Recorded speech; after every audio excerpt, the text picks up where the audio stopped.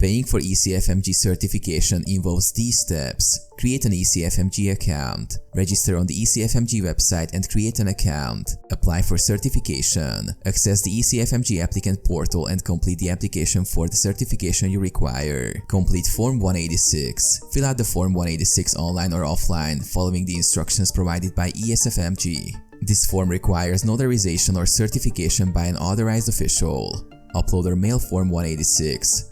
Submit the completed Form 186 to ECFMG. You can upload it through the applicant portal or send it via email, depending on ECFMG's guidelines. Pay certification fees. Access the payment section in your ECFMG applicant portal. Choose the payment method provided by ECFMG, usually credit or debit card or electronic check. Confirm payment. Review the payment details and confirm the payment for your ECFMG certification. Processing and confirmation. ECFMG will process your application and payment. Once verified, you will receive confirmation of your certification status.